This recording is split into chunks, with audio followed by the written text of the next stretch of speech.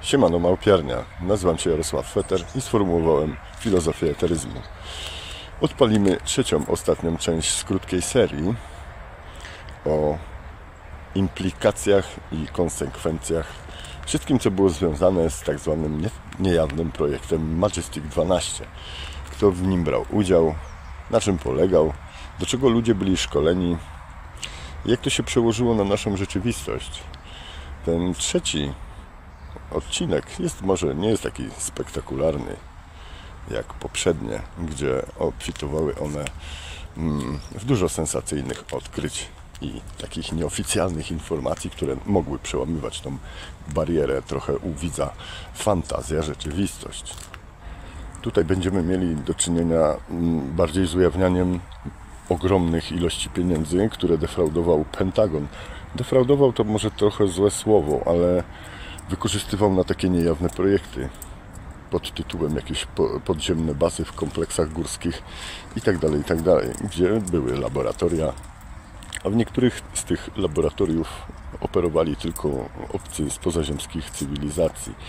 I w jednej z takich, powiedzmy, potyczek Phil Schneider stracił kilka palcy, gdzie służby specjalne pojechały odbijać taką bazę z rąk obcych. To oczywiście są nieoficjalne informacje i raczej takie z zakresu teorii spiskowych.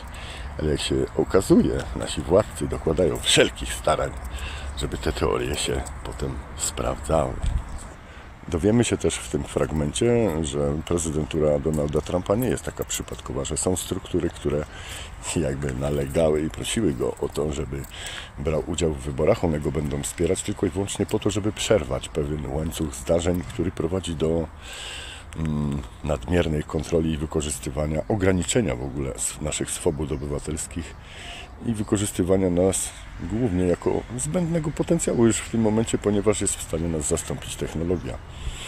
Oczywiście ja mam taką tezę i mam takie zdanie, że Trump ma najprawdopodobniej swój pomysł na jakby osaczenie całej kolonii albo przeprogramowanie tego wszystkiego, zmianę na nowy porządek świata według króla Trumpa. Dlatego, że ci wszyscy władcy, oni są trochę chorzy na władzę. No i czego można się tu spodziewać po nich dobrego? Niczego. Generalnie będzie można dojść do takiego wniosku, powinniśmy dojść do takiego wniosku, że Homo sapiens nie przejdzie dalej swojej ewolucji, jeśli nie przejdzie ewolucji w zakresie, powiedzmy, mentalnym, mistycznym, mentalnym, może nie religijnym, bo religia to i wiara, zostało to, powiedzmy, znaczenie zdefraudowane przez dotychczasowe ośrodki religijne, dlatego że to wszystko polegało na zwodzeniu złudzenia, mitach. Potrzebna jest nowa filozofia, nowe podejście do tego, że funkcjonujemy w energetycznej przestrzeni. Wszyscy jesteśmy również tożsamościowo energiami, które zmieniają tylko swoje materialne powłoki i rozwijają się między materialnymi wcieleniami. To tak zwane dusze. W eteryzmie są to eterfy według filozofii eteryzmu. Nie zmienia to faktu, że ludzie powinni przestawić się na to, że funkcjonujemy i rozwijamy się między wcieleniami. Ci, którzy uważają, że są kotletem mielonym z lepkiem molekuł, niestety będą musieli umrzeć kilka razy więcej, dlatego że jest to związane z poczuciem eteryczności i nasze dusze są niestety jakby właśnie odzwierzęce, jak mówiłem ostatnio w odcinku o satanizmie, który jest notabene w podziwie i na fali. Cały film Majestic 12 powinien dawać taką pewną refleksję, w czym bierzemy udział, czym jesteśmy jako gatunek i jakie mamy znaczenie. Generalnie rzecz biorąc, można się, powiedzmy, zgubić w tym materialnym świecie, gdzie każdy skupia się tylko na tym, że prawdziwe jest to, co można dotknąć i to, co zobaczyć w lustrze. Ale małpa się przekonała już niejednokrotnie, że jest to wiele więcej. Jeden z agentów FBI powie nam tutaj, jak patenty i wynalazki Tesli były tłumione przez rząd Stanów Zjednoczonych. Tylko i wyłącznie po to, żeby ludziom nie dawać darmowej energii. Są też poruszane afery pedofilskie związane z handlem dziećmi, organami i tak dalej, z tymi satanistycznymi sferami. Refleksja jest taka, że rządzą nami chciwi sataniści.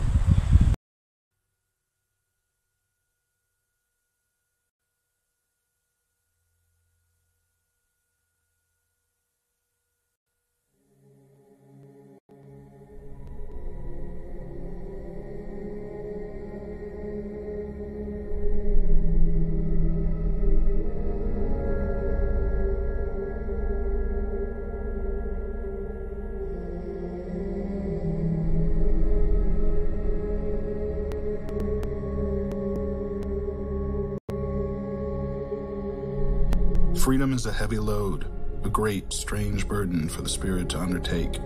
It is not easy. It is not a gift given, but a choice made, and the choice made may be a hard one. The road goes upwards towards the light, but the laden traveler may never reach the end of it. Man approaches the unattainable truth through a succession of errors.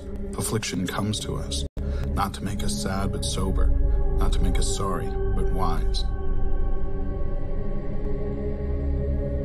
You will be required to do wrong no matter where you go. It is the basic condition of life, to be required to violate your own identity. At some point, every creature which lives must do so. It is the ultimate shadow, the defeat of creation. This is the curse at work, the curse that feeds on all life, everywhere in the universe.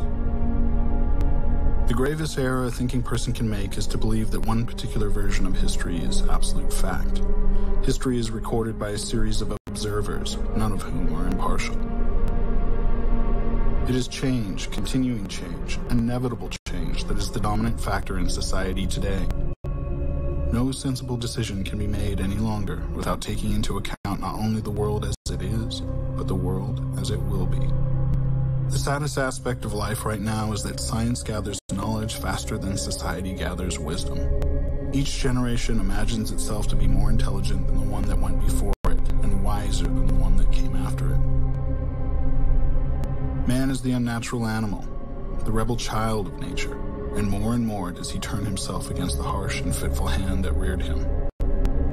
It doesn't matter what you do, so as long as you change something from the way it was before you touched it, into something that's like you after you take your hands away.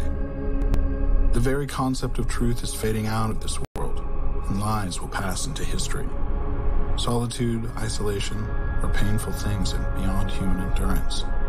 For small creatures such as we, the vastness is bearable only through love.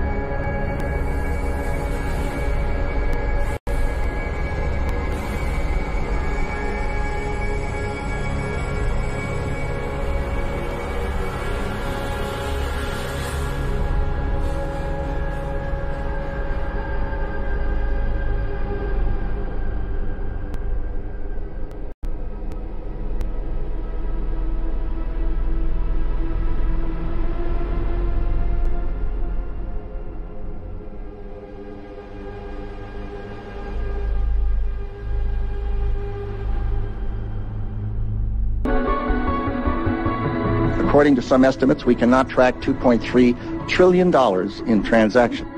On September 10th, 2001, the day before 9/11, then Secretary of Defense Donald Rumsfeld testified in front of congressmen about $2.3 trillion missing from the Pentagon. In 2015, an Inspector General report came out detailing that that number grew from $2.3 trillion to $6.5 trillion missing from the Pentagon. This money is going into unacknowledged projects both above our heads and below ground, into deep underground military bases and secret space programs with technology far beyond what many of us could even realize. Our black budget, for instance, garners $1.023 trillion every 2 years. It's over $500 billion a year. Right now, there are 131 active deep underground military bases in the United States. There's 1,477 of them worldwide. Each one has an average cost of $17 to $19 billion.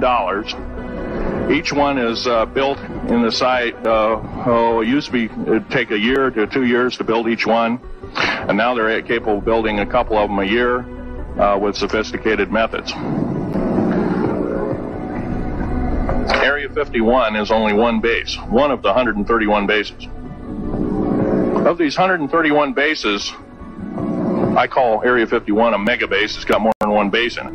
It's Tonopah Test Range, Area 51, S2, S4, Groom Lake, and a host of others. Now, these mega bases are gobbling up our gross national product. Right now, we're spending 28% of the gross national product on building underground bases solely. China has built 50 different ghost cities that collectively are built to hold an estimated 64 million inhabitants. The apartment buildings, the roads, all of the infrastructure, all the plumbing, all the electrical, everything you need for a city, and there's nobody there. 50 cities, 64 million people. Now remember, China's gross domestic product is $11.2 trillion. They're not even spending a majority of their gross domestic product on these ghost cities, and yet they have the money to do it. It's only cost them a few $1 trillion. So once you start thinking about it that way, you start to see how much money $1,000 billion really is. $1 billion is a lot. If you're a billionaire, you can do anything you want. $1,000 billion is a sum of money that just gets dropped out there with this word trillion, but we're not really thinking about how it literally can build an entire civilization.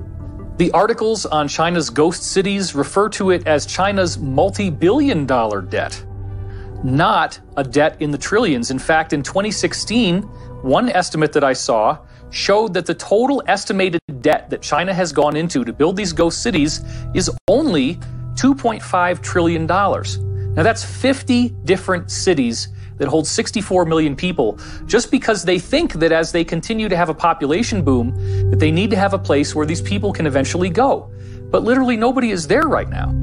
So imagine what that means when you start tossing around a figure of the too big to fail banks needing a bailout that, according to Senator Ron Paul, was $29 trillion. You're talking about over 10 times the amount of money that China needed to build 50 different ghost cities that can hold millions and millions and millions of people.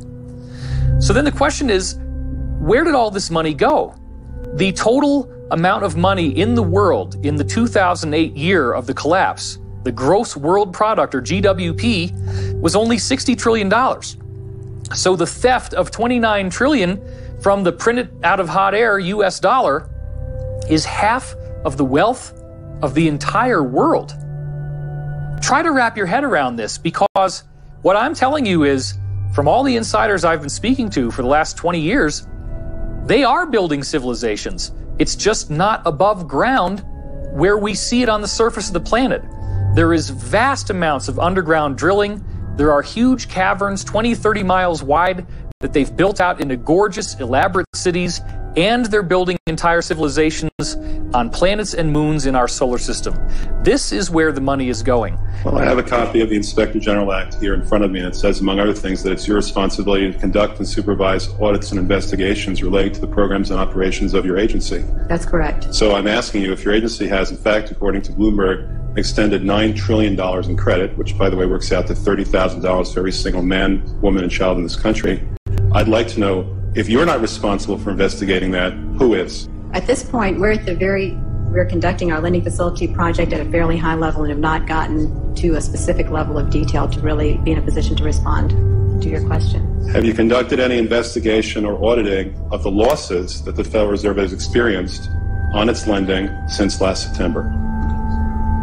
We're still in the process of conducting that review. Until we actually, go out and gather the information, I'm not in a position to really respond to the specific question. So are you telling me that nobody at the Federal Reserve is keeping track on a regular basis of the losses that it incurs on what is now a $2 trillion portfolio? until we actually look at the program and have the information, we are not in a position to say whether there are losses or to respond in any other way to that particular. Mr. Chairman, my time is up, but I have to tell you honestly, I am shocked to find out that nobody at the Federal Reserve, including the Inspector General, is keeping track of this.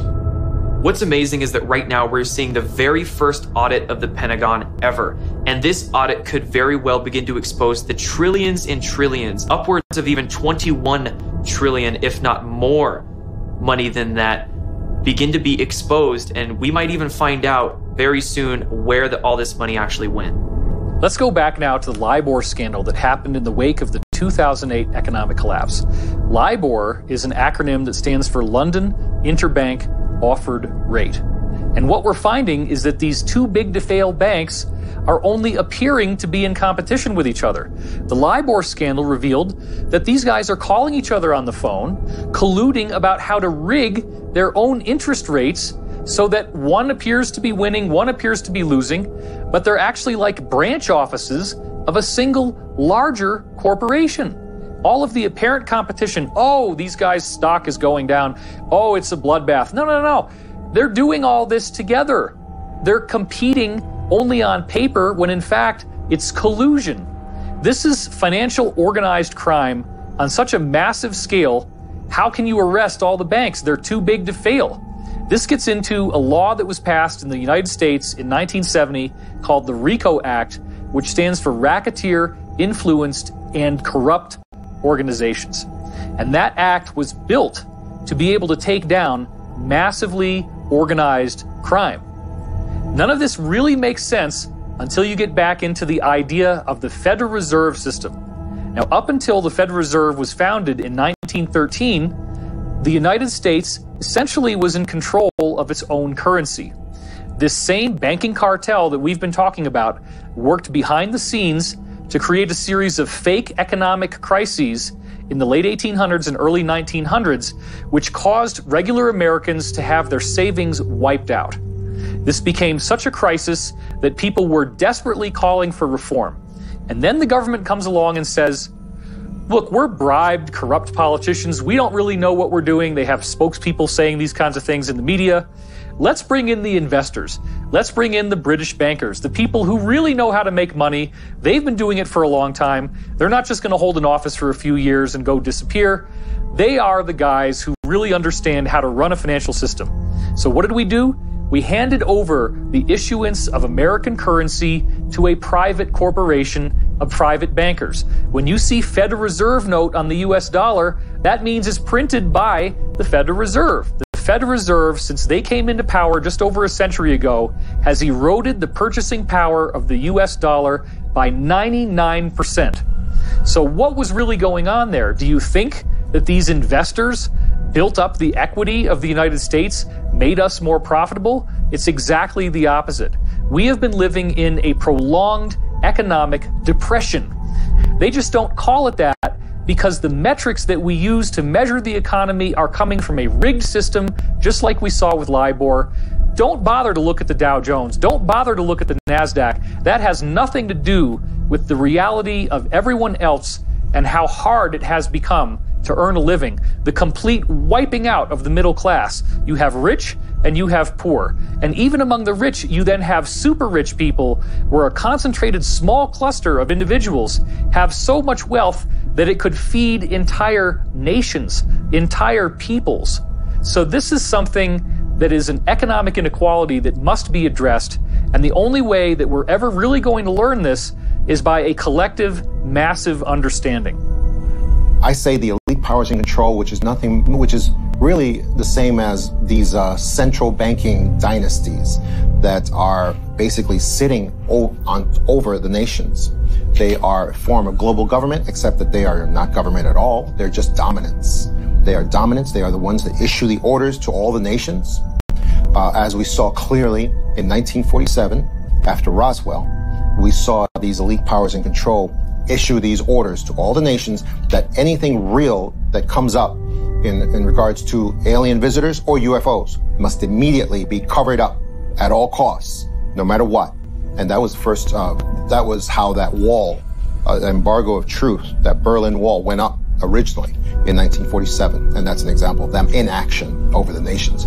And that's the reason why disclosure and the images that conjures up in our minds is not a real thing, really, because the nations, whether you're talking about the United States or any place else, they don't have the actual agenda of aliens to reveal. They're not on the inside of that. They really aren't. Nations just follow orders. That's all they do. And that's what they're doing now, and that's what they always do.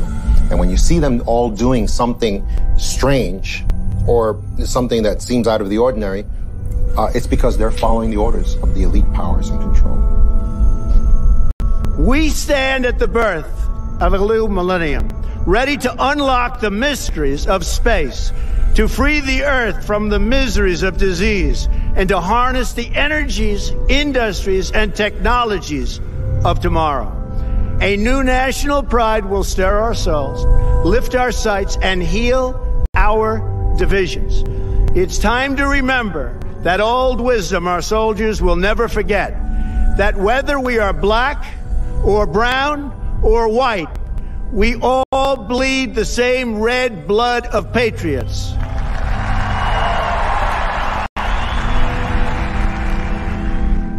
Tutaj a propos pieniędzy, to jest jeszcze jedna bania i jeden news dość ważny. Ponieważ ten film ma trochę czasu, ma już kilka lat, a ostatnio Elon Musk razem z Trumpem, jak Trump wygrał wybory, zrobili audyty w różnych ministerstwach. No i się okazało, że znaleziono około 5 maszyn, które tak naprawdę generowały pieniądze z niczego. Czyli można się domyślać, że w jakiś sposób weszli układ z którymś z bankiem albo z kilkoma i dostali po prostu maszynę, komputer do tego, by generować jakby kod, który po drugiej stronie, no, tak jak kasjerka w banku, powoduje, że daje to sumę pieniędzy. Tylko to potem trzeba iść i wypłacić albo dalej tym obracać. Bo generalnie w sferze wirtualnej to są tylko cyfry. No ale sztuką jest wygenerować te cyfry, żeby się liczyły. No oni znaleziono po przejęciu władzy 5 takich maszyn. Możecie sobie pomyśleć, siedzieli całymi dniami i napierdalali w te guziki, żeby na wszystko pieniądze wymyślali z niczego, z kosmosu. Niebywała akcja. I to takie mafie rządzą nami na dzień dzisiejszy.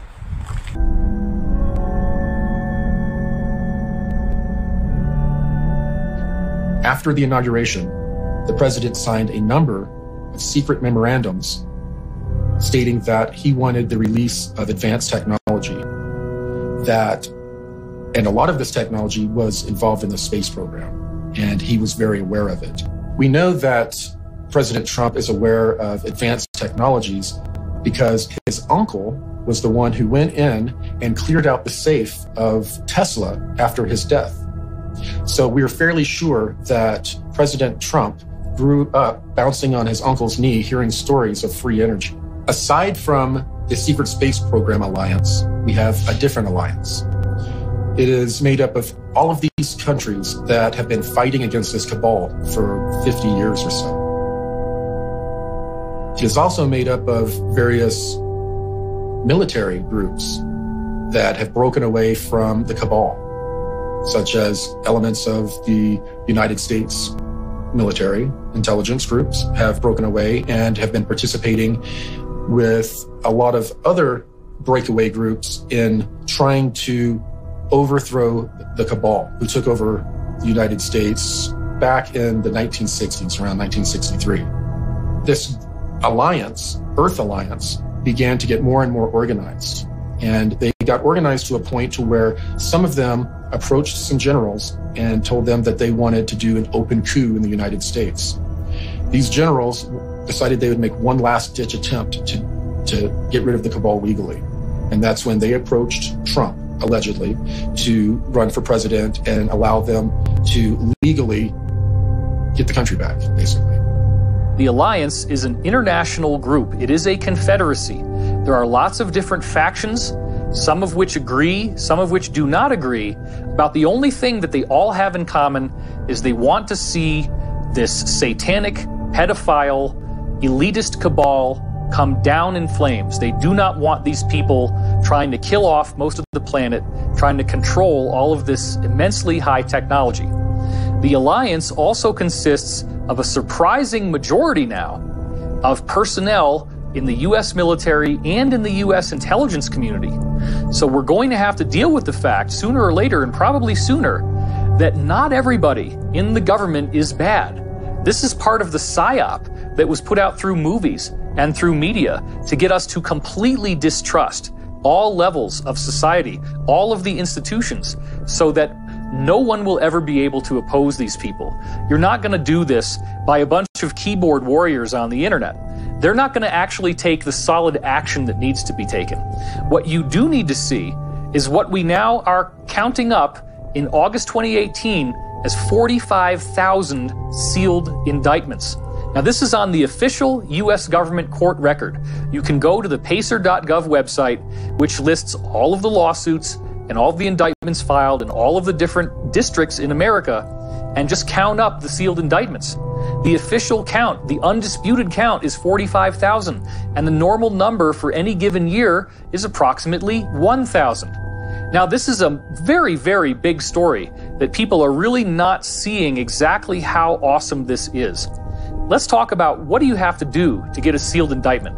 Okay, a sealed indictment is the result of a secret grand jury proceeding. Now, what is a secret grand jury? A secret grand jury requires a panel of 12 to 23 U.S. citizens who are then given information and testimony from a prosecutor. The prosecutor is prosecuting a particular individual who is not invited to the proceedings, has no idea this is going on. And in legal terms, that's called ex parte. So he or she is testified against by the prosecutor, and then the jury has to decide if there is sufficient cause to prosecute this person with a crime, in which case they file a sealed indictment.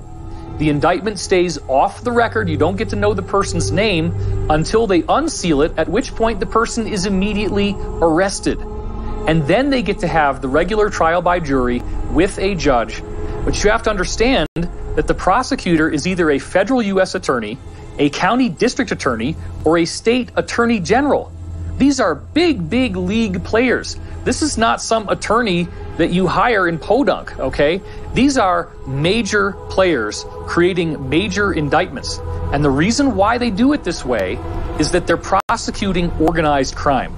Typically, that's what it is. They're prosecuting a larger ring where they can't indict one person at a time.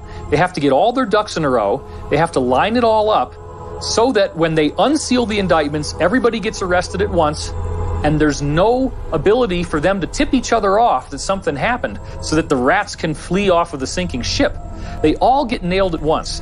The phenomenon known as Q, or QAnon, came onto the scene at the very end of October 2017. And what essentially occurred is that a group that called themselves Q began posting on anonymous online image boards called 4chan and 8chan. And what they were posting was a lot of questions, a lot of suggestions, a lot of very interesting and intriguing data sets that essentially laid out a real-time takedown of the deep state by alliance and white hat groups behind the scenes. As the QAnon briefings recently stated, these indictments are going to be like Watergate times 1,000. We've never seen anything like this in the history of the world. Some of the most recent QAnon briefings, which our insiders have told us is coming from the alliance, have said that there are many, many figures in the controlled mainstream media who are in these indictments as well. So Harvey Weinstein is just the beginning. And isn't it interesting that when Harvey Weinstein was finally arrested, in his hand he had the biography of Elia Kazan, who was a guy in early Hollywood history who was brought in during the McCarthy investigations and sang like a songbird and ratted out many other people in Hollywood. And Weinstein has now said he is doing the same thing, and that everybody in Hollywood was doing the same stuff that he was doing. So he was upset about why he got singled out. So once these indictments become unsealed, this will be the fulfillment of the mass arrest scenario that I have been leaking on my website since 2009. The only two indictments that we've had unsealed so far involved the cult group NXIVM, the founder of NXIVM, Keith Raniere, and one of his understudies, the actress Allison Mack. These are the only two unsealed court records so far. And their unsealed indictments actually labeled child sex trafficking on them. And NXIVM has found to be a hotbed of cult activity, of ritual abuse, and of child sex abuse even. So if these are the only two records that have been unsealed so far, and they are taking down names of this caliber with charges of this caliber, we can only imagine what the rest of these unsealed indictments are going to show us. This is nothing new. It didn't start with the QAnon briefings, has nothing to do with who's president of the United States right now. This is a decades-long effort in the making, and they have tried and tried and tried in various ways to get this to work. They've had consistent failures, and now they're being much more systematic and much more methodical. It's all going to be done legally. All of the indictments are totally bona fide. And it's just that once this finally happens, it will be something we have never seen before in all of American history, a true second American Revolution. One of the things I learned as an FBI agent is it's not that I learned to believe in conspiracies more. What I learned to know is when I am caught up in a river of deception and everybody else around me is being taken on the same current and we're all being taken in one direction, and suddenly one guy has to stick his head up and say, this isn't right. This is all wrong. We're all just being fed garbage and we're not being told the truth. Well, how is it that technology in today's age, our technology has moved forward by leaps and bounds in so many areas, yet we're still driving, the entire world is still driving automobiles that function essentially on the same technology that they have for 100 years. 100 years, and we're still using fossil fuels to fill up our gas tanks. How is that possible? That has not moved forward hardly one iota. I mean, they blend the stuff sometimes, but I mean, essentially, technology has been stuck for 100 years. Well, that's because that's one of the economic factors from the globalists that is so dead set against distributing real energy, which is free energy, which we know was discovered during Tesla's time. So Nikola Tesla is known, of course, for delving into free energy or zero-point energy sciences, but funny enough, near the end of Nikola Tesla's life, he was actually delving into anti-gravity research. And unfortunately, Tesla didn't have enough time nor money towards the end of his life to be able to continue his research into anti-gravity, but he passed along his knowledge to a man named Otis Carr.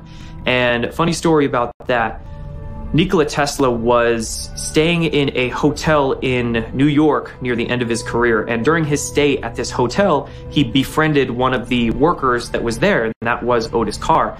And they courted a relationship, and Nikola Tesla actually felt comfortable enough to begin sharing some of his research with Otis Carr. Now, Otis Carr then went, after Nikola Tesla's passing, to develop this research out a little bit more so, and Otis Carr actually developed what was called the OCT-X1, I believe, and it was actually a flying saucer craft that was piloted with the consciousness of the individual, and he did, supposedly, actual experiments that were successful in navigating both space and time with this craft. So we could say Otis Carr actually was the first person to develop begin to develop a civilian-based space program. But he was essentially run out of business and was not able to continue the work he was doing because the military-industrial complex suppressed his work. But the same forces that destroyed that, I mean, at that time, supposedly it was Thomas Edison who was a part of the global system. I mean, he was the original fossil fuels and normal electricity system, and he was just a front man to destroy Tesla and destroy his because the efforts to destroy his patents came from national government, not just Edison and his private conglomerate that had billions of dollars even at that time.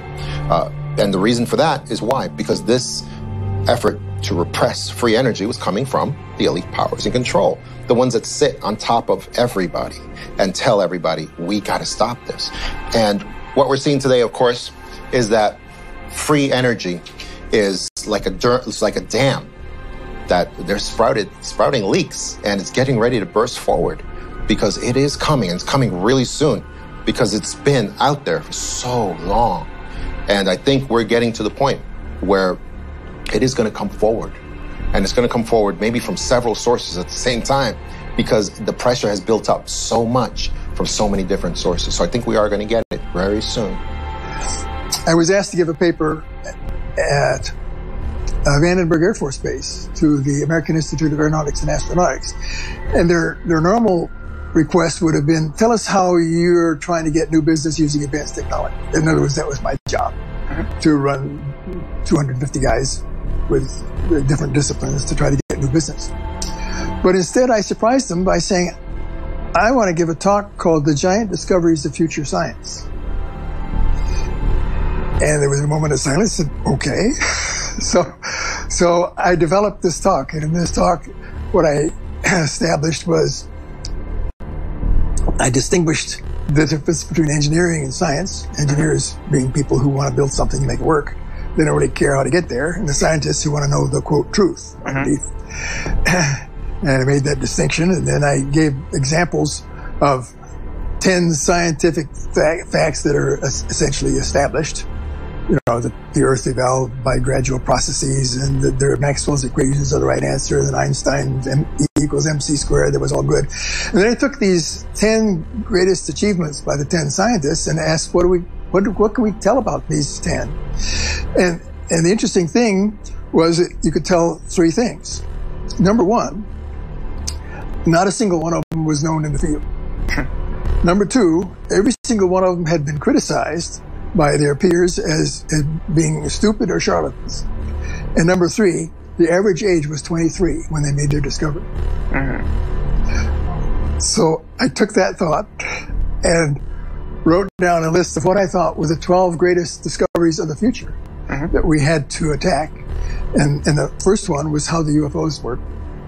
The second was time travel. Well, not time travel was towards the end, but the processes of the brain and the mind, psychic discoveries, psychokinesis, that sort of thing, and a bunch of those things were on the list. And the amazing thing is that today, in 2017, I am satisfied that my list that I said would maybe, and I gave a probability of discovering these things, 20 years from now, my list was essentially already discovered, every single one, including time travel, at the time that I gave this paper. My engine's complete. I rebuilt it. I have the entire package setting and outsourced on the servers around the planet. Upon my death, the servers dump everything onto the web. And I mean everything. Blueprints, schematics, diagrams, list of materials, list of tools, list of suppliers that will help you get the tools, dimensions, 3-dimensional working models. You'll be able to any normal lab would be able to reconstruct this thing, get the same results I did. And I want that done because that will be validation of technology. But once it's built, it's not going to sit there. They're going to use it. And I expect in a year's time, once that kind of technology is dumped, they build it, they start using it. Oil is reduced to a lubricant planet-wide, and that's it. That's the first step. Imagine what happens next. I don't want to be around. That's the reason it'd be a media circus, and I just not into that. So I'll just leave it behind, and y'all can play with it and do with what you want.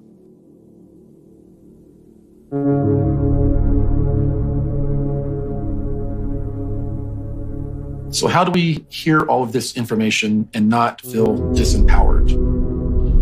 How does it not feel hopeless? Well, I look back when I start to feel hopeless to the reports of legitimate ET contacts that have occurred in the 40s, 50s, and 60s. In all of those reports, the ETs asked 2 things. Grow spiritually or expand your consciousness and demand the release of suppressed technologies from your governments.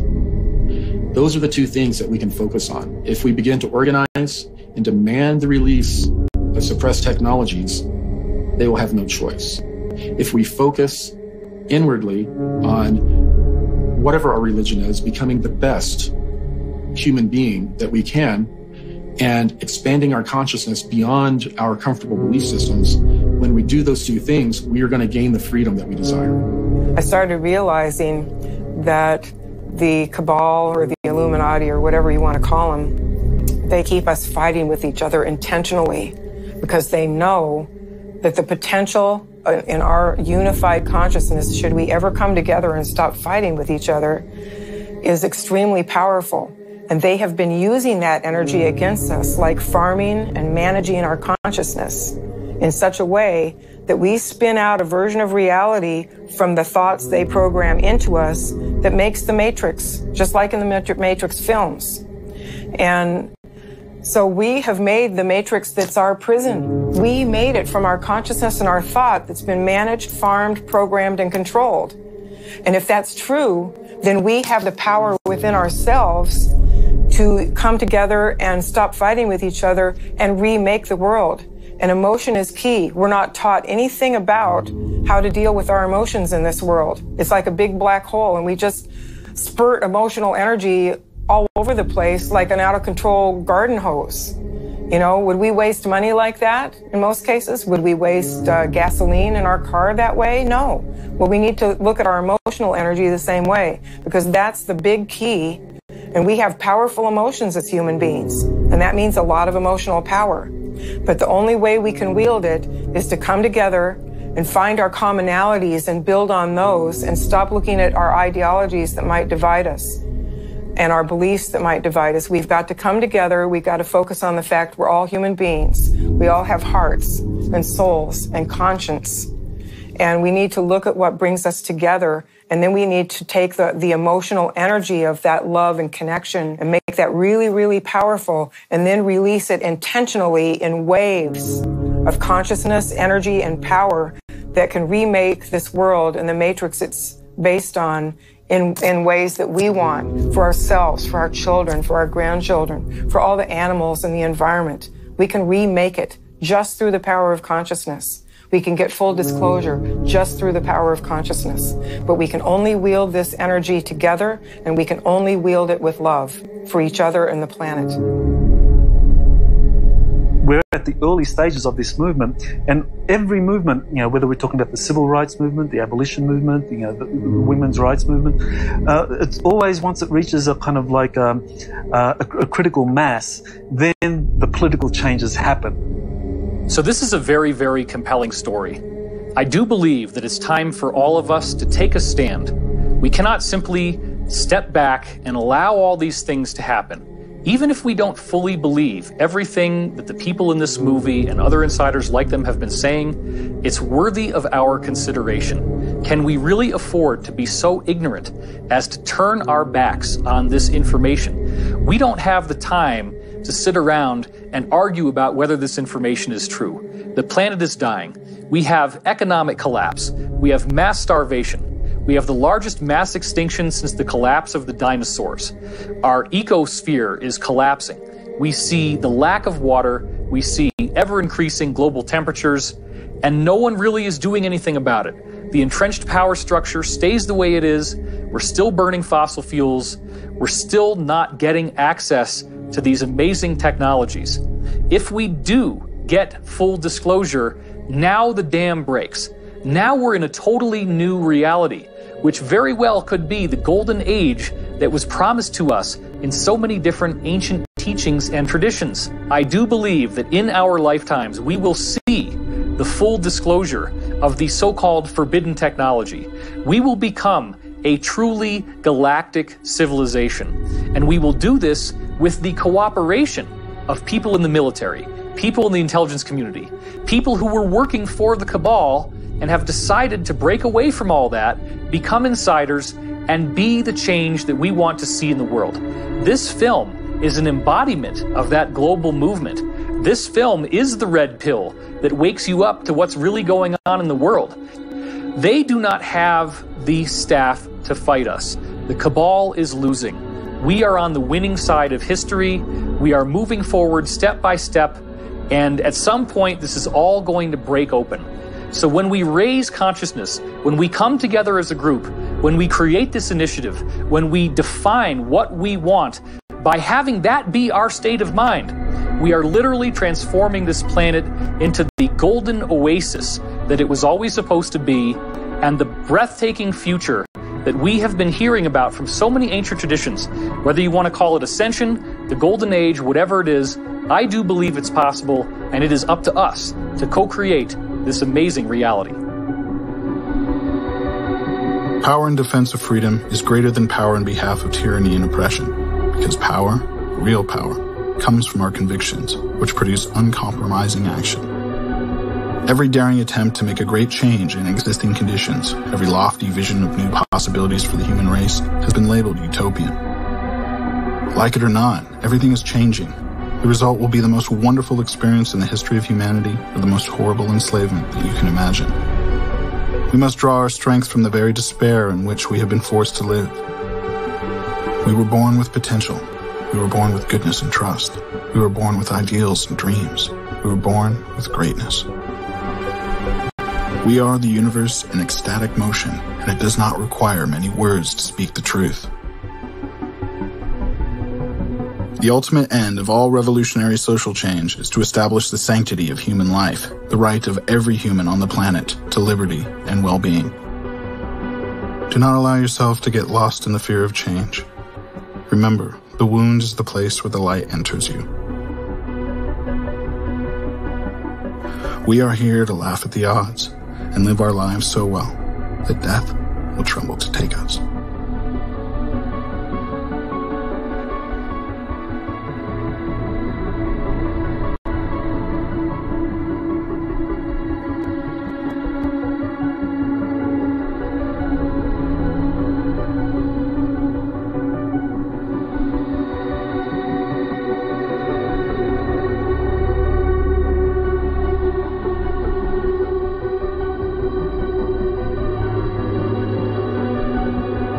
Very importantly, I'm hereby directing the Department of Defense and Pentagon to immediately begin the process necessary to establish a Space Force as the sixth branch of the armed forces. That's a big statement.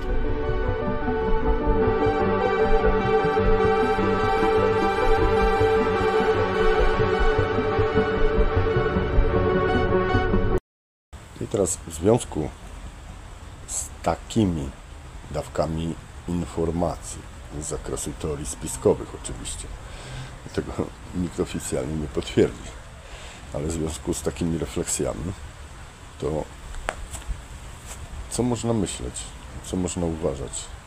No, Homo sapiens jest hodowlą pozaziemskich cywilizacji.